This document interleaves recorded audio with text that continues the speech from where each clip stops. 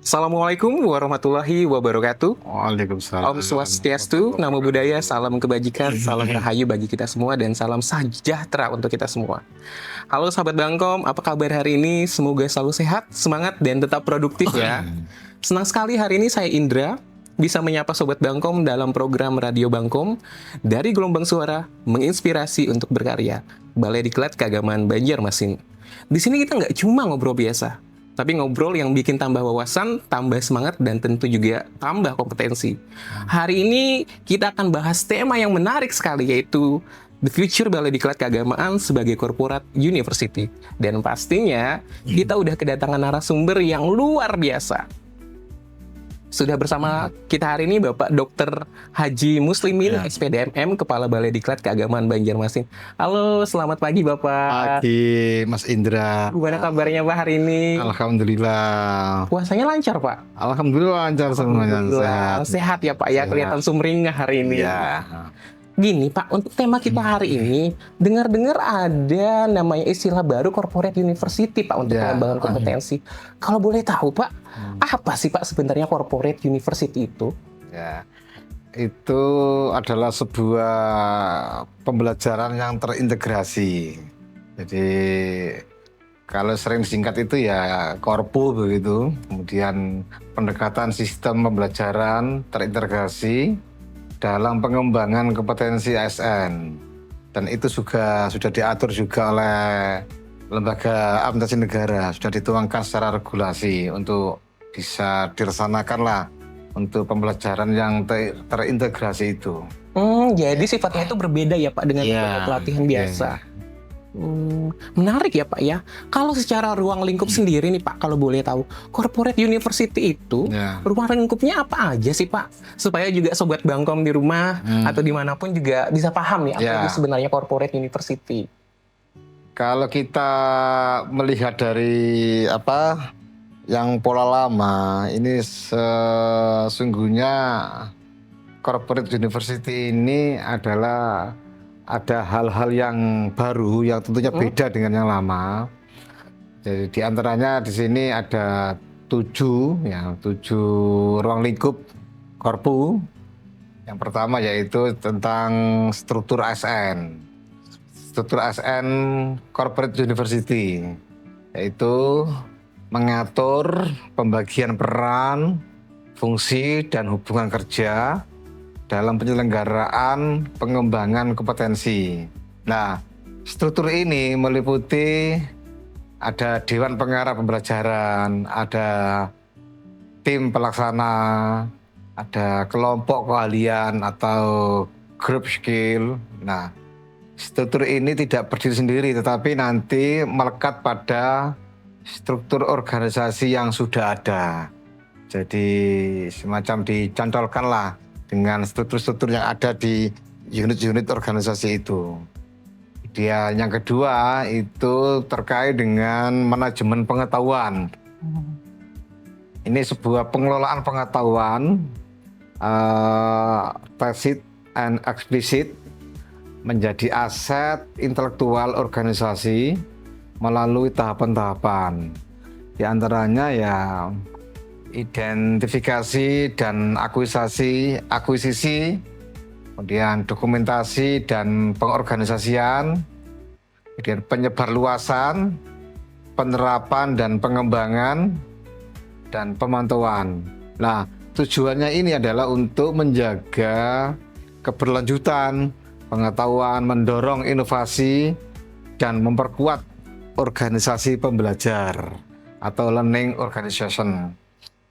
Yang ketiga itu terkait dengan forum pembelajaran. Jadi ini ada sebuah mekanisme koordinasi pengembangan kompetensi dalam 3 level.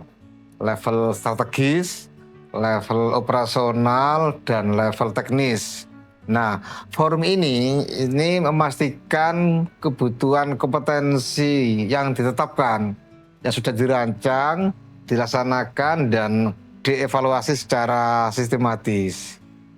Kemudian yang keempat, ruang lingkupnya adalah sistem pembelajaran. Ini sebuah siklus pembelajaran yang terintegrasi, yang meliputi diagnosis kebutuhan pembelajaran, kemudian pengembangan desain pembelajaran, ada juga implementasi pembelajaran dan juga evaluasi pembelajaran. Jadi dipastikan sistem ini pembelajaran selaras dengan kebutuhan organisasi. Jadi sesuai dengan kebutuhan organisasi, di mana di situ ada diskrepansi kompetensi SDM. Nah, nanti disinilah nanti akan diberikan sebuah pengembangan di mana itu dibutuhkan sesuai dengan kesenjangan atau kekurangan-kekurangan yang ada pada diri SDM itu. Kemudian yang kelima itu terkait dengan teknologi pembelajaran, yaitu pemanfaatan teknologi informasi untuk mendukung efektivitas dan efisiensi pembelajaran. Nah, sistem ini itu terintegrasi, itu terkait dengan manajemen talenta, manajemen kinerja, perencanaan strategis, dan juga sistem manajemen ASN lainnya. Jadi corporate university ini adalah suatu inovasi yang baik manakala sudah dilaksanakan oleh sebuah lembaga pengembangan SDM. Ini nanti orientasinya tidak hanya sebatas output atau alumni, tapi diharapkan itu nanti ada outcome-nya gitu. Kemudian ada impact-nya ketika sudah kembali ke tempat kerjanya, maka nanti diintegrasikan dengan pengukuran kinerja, dengan manajemen talenta, jadi nyambung antara kebutuhan yang dibutuhkan oleh pegawai, oleh SDM terkait dengan diskrepansi, kekurangannya, kelemahannya, kemudian kebutuhan organisasi sesuai dengan tugas fungsinya mereka, dan juga nanti ada monitoringnya, ada pemberdayaannya ketika sudah kembali ke tempat kerjanya. Seperti itu, Mas Indra. Itu ya Pak. Jadi ibaratnya kalau misalnya kita pergi ke lembaga pelatihan yang biasa kita datang itu pelatihannya kan memang sudah ada ya Pak. Di corporate university ini sesuai, kita mengadakan pelatihan itu sesuai dengan kebutuhan dari para pegawainya. Luar biasa ya Pak ya. Menarik sekali ini. Karena kadang juga kan ada pelatihan yang memang tidak kita butuhkan, tapi kita harus ikuti gitu loh Pak, dari instansi. Nah, kalau saya pengen tahu nih Pak, upaya penerapan corporate university sendiri di Balai Diklat Keagamaan itu seperti apa sih Pak? Ya, kalau kita bicara penerapan corporate university, agar korpu ini betul-betul bisa dilaksanakan dengan konsep, dengan teori yang ada, kemudian bisa diimplementasikan, ya tentunya ada beberapa strategi penguatan struktur. Di antaranya adalah strategi penguatan struktur dan tata kelola corporate university atau korpro. Yang pertama itu adalah perlu dibentuk struktur internal korpu di masing-masing BDK. Kemudian dari pembentukan struktur itu menetapkan Dewan Pengarah Pembelajaran, tentunya pimpinan ya, atau yang lain pejabat yang di bawahnya atau kepala BDK begitu. Kemudian menunjuk Chief Learning Officer CLO. Kemudian membentuk kelompok keahlian, group skill sesuai rumpun diklat, misalnya terkait dengan diklat madrasah beragama, manajemen madrasah, pendidikan keagamaan, atau yang lainnya, sehingga ada tim yang terkait dengan struktur internal di masing-masing BDK ini nanti bisa merumuskan dan bisa melaksanakan terkait dengan penyelenggaraan pelatihan itu. Kemudian yang B adalah atau yang berikutnya integrasi dengan rencana strategis dan manajemen talenta.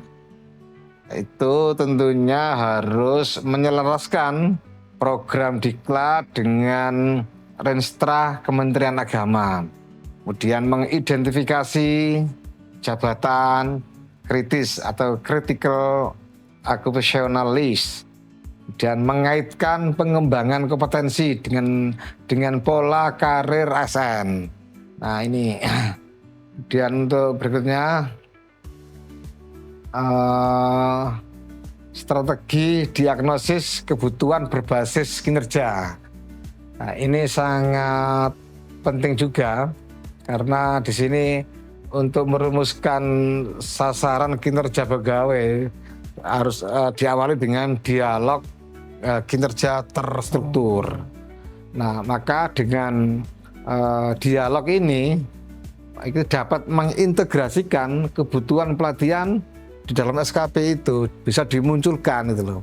Antara diskrepansi, kekurangan, kesenjangan kompetensi yang dimiliki oleh SDM itu bisa diintegrasikan di sebuah kebutuhan pelatihan. Jadi nyambung ya, jangan sampai pelatihan itu diadakan hanya berbasis sertifikat, tapi tidak ada perubahan pada kompetensinya, pada skillnya itu. Maka sini perlu ditekankan sesuai dengan kebutuhan tentunya kebutuhan SDM organisasi untuk apa termasuk di kekurangan-kekurangan, kelemahan-kelemahan dari pegawai itu. Nah ini diintegrasikan dengan SKP, jadi nyambung. Sasaran kinerjanya itu apa, gitu kan? Ya sudah diberikan oleh pimpinan. Tentunya ini sesuai dengan tugas dan fungsinya mereka kan, sehingga nyambung dengan kebutuhan-kebutuhan terkait dengan tugas fungsinya. Nah inilah perbedaannya korpro itu diintegrasikan dengan SKP. Gitu. Dan analis berbasis data menggunakan hasil evaluasi pelatihan sebelumnya. Maka kalau menghasilkan alumni atau output yang baik, tentunya lembaga Diklat itu ya namanya semua tugas fungsi itu kan harus diakhiri dengan evaluasi. Nah, evaluasi ini penting, evaluasi monitoring ini. Jadi karena apa? Di situ bisa mengetahui sejauh mana pelatihan itu dilaksanakan kan begitu. Dampaknya terhadap alumni, nah itu termasuk pola penyelenggaraannya, karena ini saling pengaruh kan begitu. Harus tidak hanya kualitas video suara, tapi juga sarana dan semua itu harus mendukung kan begitu ya. Nah maka di sini perlu adanya sebuah evaluasi terkait dengan penyelenggaraan. Kemudian ini mengidentifikasi gap kompetensi atau tadi itu ya bisa dinamakan diskrepansi, ya bisa itu. Dan melalui survei, evaluasi kinerja. Nah tentunya ini harus betul-betul nanti harus dilaksanakan di akhir tahun biasanya, namanya evaluasi pasca pelatihan. Tuh. Jadi petugas dari Balai Diklat itu bisa secara offline bisa hadir ke daerah untuk bisa mengevaluasi dengan mengambil sampel beberapa alumni, kita panggil kan begitu, sehingga bisa mengetahui lah kompetensinya. Termasuk kita siapkan instrumennya juga untuk atasan langsungnya, untuk teman sejawatnya, untuk usernya, sehingga di situ tidak hanya alumni saja, tapi itu nanti juga kita siapkan instrumen itu untuk mengevaluasi keberhasilan daripada pelatihan. Pendekatan tematik ada, jadi ada menetapkan tema-tema strategis tahunan, misalnya ya digitalisasi, layanan keagamaan, moderasi beragama, dan reformasi birokrasi. Yang ketiga itu kita dalam korpro ini ada konsep strategi pengembangan sistem pembelajaran terintegrasi. Ada blended learning. Ini sudah kita lakukan lah. Sudah hampir semua BDK itu sudah melaksanakan ini dengan tatap muka, dengan LMS, kemudian dan penugasan proyek. Sudah kita lakukan itu. Dan hampir semua lah banyak sudah melakukan ini. Kemudian mengurangi ketergantungan pada pelatihan klasikal murni. Jadi ini sangat menarik. Di samping pelaksanaan itu juga efektif, juga efisien. Jadi tidak hanya semua itu harus online, tapi di sini sudah campuran. Jadi ada materi-materi yang memang itu harus klasikal atau offline. Dan ini sangat-sangat bagus sekali dan paling banyak berdasarkan beberapa alumni itu ya menghendaki begitu, blended begitu. Jadi tidak hanya full online tapi juga harus ada offline-nya, tatap mukanya, sehingga bisa ketemu langsung lah dengan narasumber, dengan media suara, bisa tanya jawab langsung. Apalagi materi-materi dengan praktek itu kan lebih enak untuk klasikal gitu loh. Dan ini lebih disukai lah oleh para peserta itu dengan model blended learning ini. Kemudian optimalisasi 70, 20, 10 model ini, 70% itu experiential learning. Jadi semacam proyek assessment magang internal. Ini juga perlu. Jadi tidak hanya pembelajaran secara tatap muka, secara teoritis, tapi untuk mempertajam teori-teori itu bisa juga kita benchmark, kita magang itu kan bisa. Tuh. Karena untuk menggali lebih banyak dari kompetensi itu diperoleh dari experience, dari pengalaman-pengalaman. Kemudian social learning, nah ini bisa coaching, bisa mentoring, itu bisa. Dan ini juga beberapa ya sudah banyak lah yang melakukan ini sudah ada. Dari yang senior ke junior, kemudian juga ada semacam kayak diseminasi itu juga ada kan namanya, ada coachingnya juga kan begitu. Untuk saling sharing lah, knowledge sharing kan gitu. Kemudian 10% itu formal learning, jadi ada diklat klasikal.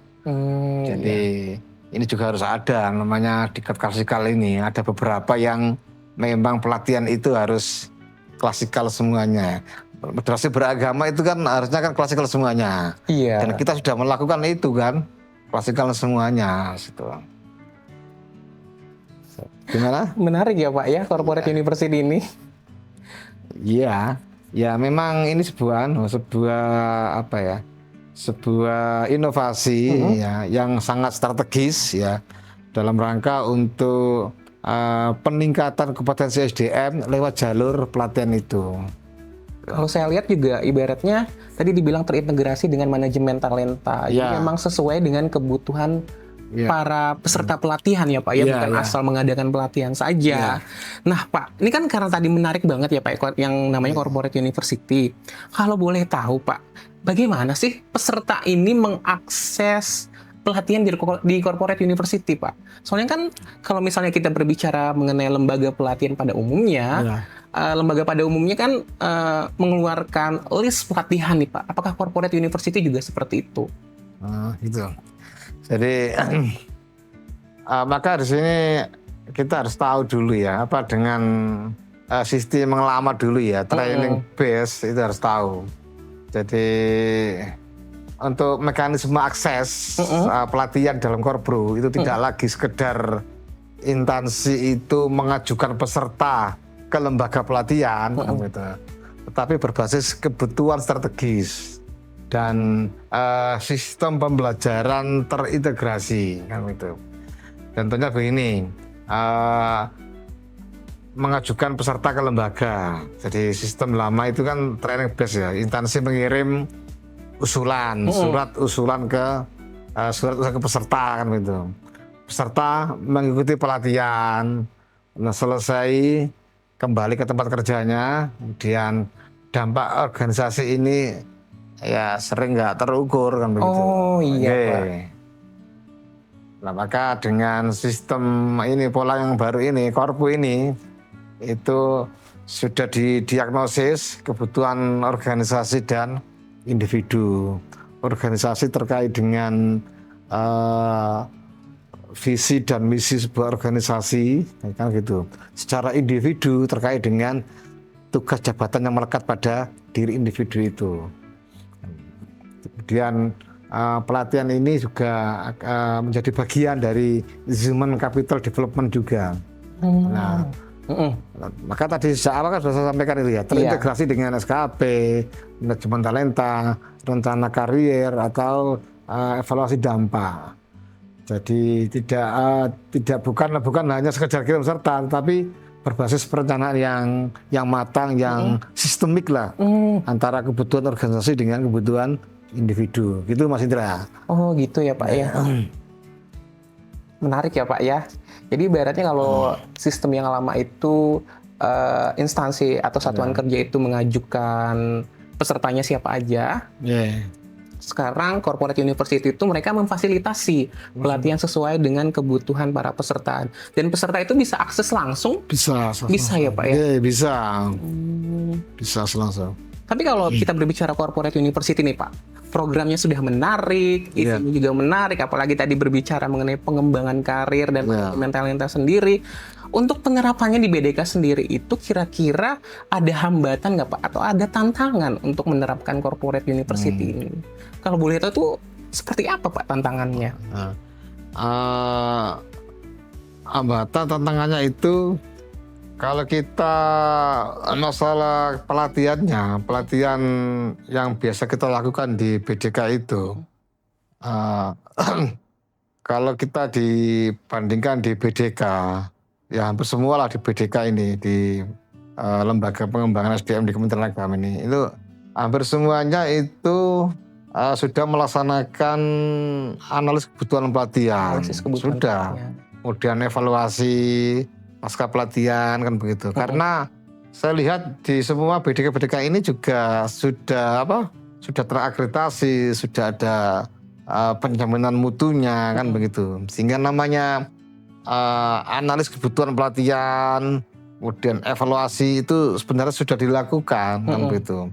Nah, tantangannya, kendalanya itu adalah ketika hasil dari monitoring itu, follow up user atau stakeholder ini belum maksimal. Artinya pemberdayaan alumni untuk menuju outcome akan begitu itu belum maksimal gitu loh.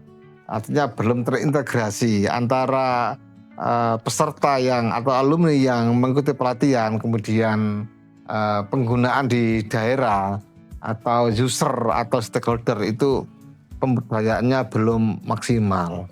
Apalagi reward barang itu masih belum maksimal. Jadi seolah-olah mereka itu ya pelatihan ya hanya untuk diri sendiri, selesai kan begitu. Tidak ada, belum dilaksanakan dengan talenta, dengan karier atau reward itu kendalanya itu. Sehingga kadang-kadang peserta itu kurang termotivasi untuk pelatihan kan begitu.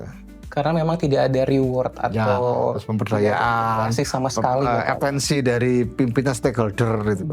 Berarti memang kalau kita berbicara corporate university, tantangannya tadi adalah integrasi ini dan evaluasi ini yang belum maksimal ya belum Pak? Maksimal dengan stakeholder itu, maka harus duduk bersama sehingga pelatihan ini betul-betul menjadi kebutuhan, diminati, bisa sebagai recovery, terkait dengan gap kompetensi yang dimiliki kan begitu. Sehingga nanti tentunya ya akan bisa mencapai tujuan organisasi yang lebih efektif dan efisien. Menarik ya Pak ya, luar biasa sekali.